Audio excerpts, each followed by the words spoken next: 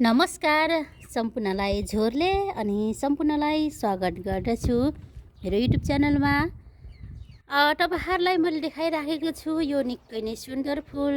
तपाईहरुले पनि यो गर्मीमा अनि फेरि यो बर्खाको झरीमा ढकमक्क फुल फुल्ने रङ्गी बिरङ्गी फुल कुन रोप्ने होला भनेर एकदमै तपाईहरु कन्फ्युजमा हुनुहुन्छ भने पक्कै पनि यो निकै नै सुन्दर फुल पटुलाका भन्छ, तर चाहिँ हाम्रोतिर यसलाई घडी फुल अनि फेरि 12 बजे फुल, 9 बजे 10 बजे फुल भन्छ। निकै नै सुन्दर सुन्दर कलरको फुल छ भने यो डबल पेटलमा, सिंगल पेटलमा, धेरै कलरमा मिक्समा फुल छ। यसरी मैले पोहोर साल यसरी सानो डिब्बाहरूमा मैले मडर प्लान्टहरू राखेको थिएँ। यसरी यसको मैले सबै काटेर रोपिसकेको छु ठुलो पटमा।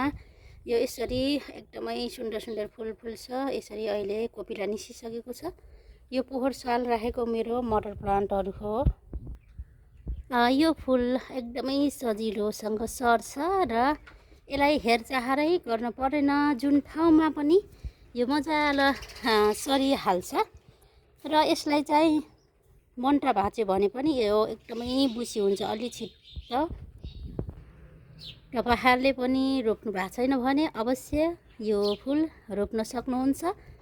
धेरै कलरमा पाइन्छ। लोकल भेराइटीको तपाईहरुले साथीभाइसँगबाट ल्याउन सक्नुहुन्छ र नर्सरीमा पनि एकदम सस्तोमा पाइन्छ। यो पटुलाका घडी फुल 12 बजे फुल पक्कै पनि रोप्नु होला र ढकमक्क आफ्नो घर बनाउनु होला। धन्यवाद।